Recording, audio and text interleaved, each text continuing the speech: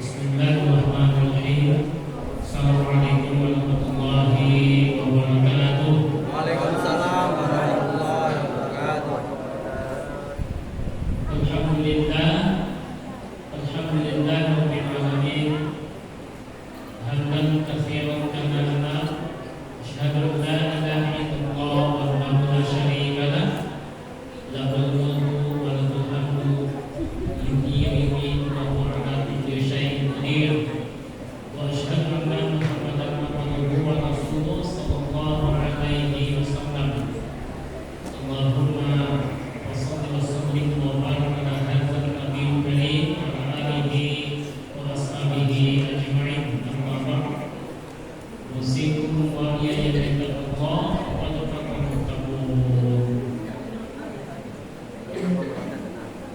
Bapak pengurus dan panitia Ramadan Mushola Ibadah Rahman yang kita muliakan, tokoh masyarakat, pemuka agama, alim ulama yang sama-sama kita hormati, dan bapak-bapak, ibu-ibu jemaah sholat Isya dan sholat tarawih yang kita hormati, yang kita muliakan, dan insyaallah memberkahi kita malam hari ini. Amin. Amin ya rabbal alamin. Salawat dan salam kita kirimkan kepada junjungan kita Nabi Muhammad sallallahu alaihi wasallam. Allahumma shalli ala sayyidina Muhammad wa ala ali sayyidina Muhammad. Kenapa kita harus bersyukur di awal pembukaan? Karena kita memang senantiasa diberikan oleh Allah nikmat hidup, nikmat sehat, dan nikmat kesempatan, nikmat Islam dan iman. Karena memang ada orang-orang yang tidak nyampai. Kemarin sama-sama kita berdoa 3 bulan sebelum Ramadan, apa nama imam, dan kita aminkan Allahumma fi Rajab wa balana fi Safar wa balighna Ramadan. Ya Allah, berkahilah kami pada bulan Rajab, dan berkahi juga kami pada bulan Safar, sampaikanlah kami pada bulan suci Ramadan. Alhamdulillah kita nyampai di bulan Ramadan ini. Ada orang yang tak nyampai, Pak. Apalagi kita tinggal di Garuda Sakti, saya kilo 1, ya. Hampir setiap pekan itu ada saja sambutan lewat, ya. Ke buka, TB buka. Bahkan ada yang 1 hari sebelum Ramadan. Ya. Kita yakin dia orang Muslim dan dia orang mukmin, ikut berdoa dan dia aminkan doa kita. Allahumma barik fi Rajab wa Safar wa balighna Ramadan. Kita ternyata menyampai. Kita alhamdulillah menyampai. Ini perlu kita syukuri. Yang kita tidak tahu apa yang Allah kendaki dan maksud di balik itu semua. Yang jelas dari sisi Ramadan saja kita diberikan kesempatan. Apa makna Ramadan? Adalah ya panas terik. Ya, karena memang di Ramadan dibuat dinamakan oleh orang-orang kafir pada waktu itu, yaitu pada musim kemarau panas. Ada lagi yang mengartikan Ramadan itu memang kering. Ya, kering dan panas itu ternyata memang kering dan panas kalau di siang hari kita sedang berpuasa. Ya, tetapi mana yang lain sesungguhnya adalah Ramadan itu adalah panas terik yang menghanguskan, panas terik yang membakar. Apa maksudnya? Ramadan membakar dosa-dosa kita yang benar. Ini mungkin barangkali Allah berikan kesempatan kita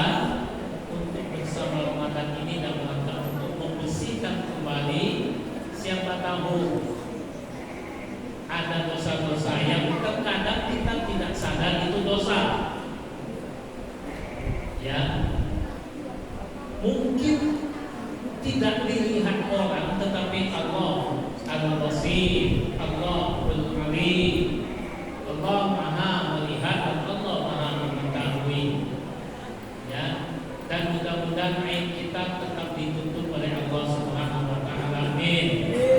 Cukuplah Allah yang tahu. Oleh karena itu Allah hadirkan Ramadan untuk kita bersamanya menghiasi Ramadan ini dengan amal ibadah agar semua yang kita lakukan, kehilangan, kealpaan, kenaifan, dosa, maksiat, durhaka kita kepada Allah diampuni oleh Allah. Alhamdulillah kita bersama Ramadan. Ya, sesuai dengan hadis dalam Sahih Ramadan di mana waqti sabab lahu ma ramadan min zambi. Bapak Ibu yang dimuliakan oleh Allah SWT, judul kita yang ditetapkan oleh IKD Kota Pekanbaru adalah akibat zalim. Ya, akibat zalim ya. MC mana MC? Akibat zalim MC. Ya. Dalam kamus bahasa Arab zolima, menzolim, ya. Zolim itu artinya sewenang-wenang, ya. Atau kata lainnya tidak mengindahkan hak-haknya, ya. Tidak melaksanakan hak-haknya. Nah itu secara bahasa, ya, sewenang-wenang, tidak menempatkan pada tempatnya, ya, tidak melaksanakan hak-haknya. Kira-kira sepakat pengertian atau definisi zolim? Betul nggak? Betul, ya, cocok ya. Dan itu bahasa Arab asalnya, ya. Kamus bahasa Indonesia begitu juga, ya. Nah, Bapak dan Ibu yang dimuliakan oleh Allah SWT, tentu kita melihat, ya, dari definisi ini atau pengertian ini, maka ada tiga yang mungkin yang bisa melingkupinya, ya. Yang pertama, tidak melaksanakan atau sewenang-wenang terhadap diri sendiri.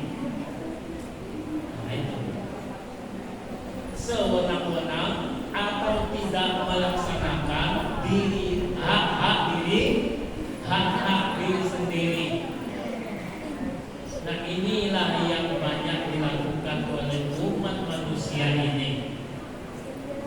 Jangankan hak orang lain, hak alam sekitar, hak dirinya saja tidak dipenuhinya. Apa hak yang pertama yang mesti dilakukan oleh diri sendiri terhadap dirinya adalah hak jiwa dan rohani. Hak jiwa atau rohani itu kebutuhannya adalah rohani. Kebutuhannya berkaitan dengan rohani adalah ibadah. Nah, kalau melihat ruang lingkup dan cakupan ini, maka bisa jadi terjeratlah orang-orang yang tidak melaksanakan haknya. Mulai dari balik sampai tua, ketika dia tidak melakukan ibadah, berarti dia sewenang-wenang terhadap dirinya. Padahal Allah sudah sebutkan kita diciptakan itu untuk beribadah. Sudah Allah sebutkan, wa ma khalaqtul jinna wal insa illa liya'budun. Tidaklah aku ciptakan jin dan manusia, dan tidak hanya kita, tetapi manusia dan jin juga, illa liya'budun, yaitu mengabdi, beribadah, menyembah Allah Subhanahu wa ta'ala. Itu hak jiwa. Banyak tak orang yang sewenang-wenang terhadap diri sendiri, banyak ya. Bapak Ibu, karena kebutuhan jiwa ini, hak jiwa ini ada 3. Hak fisik apa Bu? Makannya seperti apa Bu? Makannya halalan thayyiban, itu hak fisik.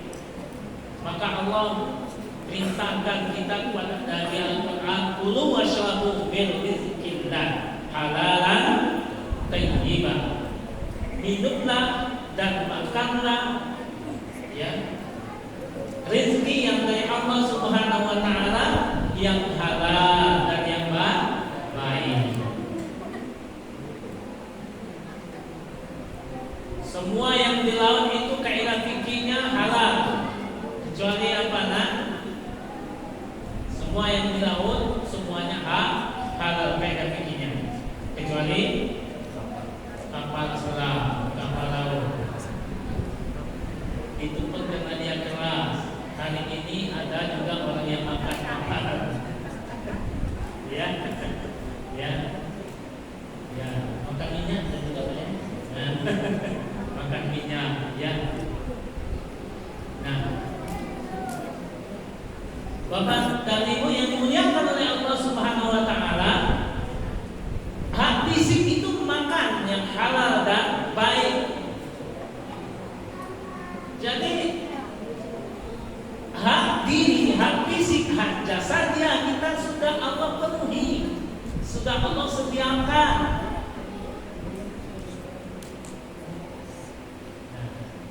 Bapak dan Ibu, dari ini saja banyak orang yang tidak memenuhi hak dirinya. Benar atau betul? Dan dilihat yang lain ya, memang benar dan memang betul. Makanya Allah Subhanahu wa taala dalam surat Yunus ayat 44, innallaha, sesungguhnya Allah la yazlimun nas, tidak menzalimi manusia syai'an dengan sesuatu, walakin nas, akan tetapi manusia ya anfusahum yazlimun, tetapi manusia itu sendiri yang menzaliminya. Ayat ini Bapak dan Ibu, dengan ayat ini jangan sampai kalau kita baca ayat ini pahamlah kita sehingga kita tidak suudzon dengan Allah. Kenapa ya hidup ini kayak gini? Bisa jadi itu karena kita tidak memenuhi hak-haknya. Kenapa ya keadaan seperti ini? Bisa jadi kita tidak atau sewenang-wenang dengan hak-haknya.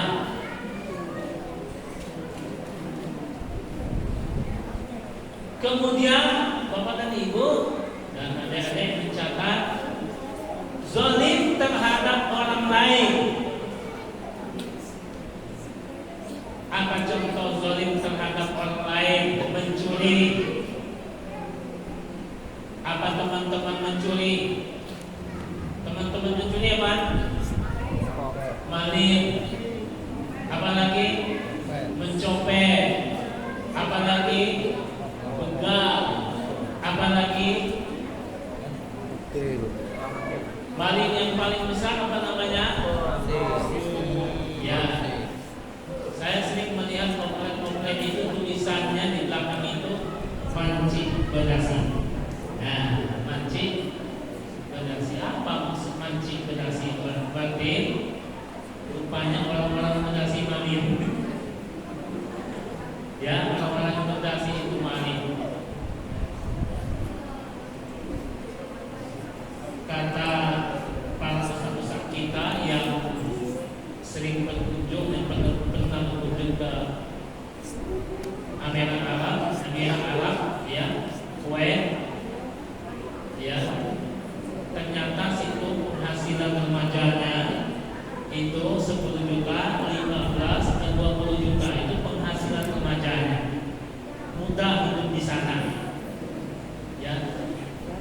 kita, penghasilan bukan penghasilan remaja, penghasilan orang tuanya.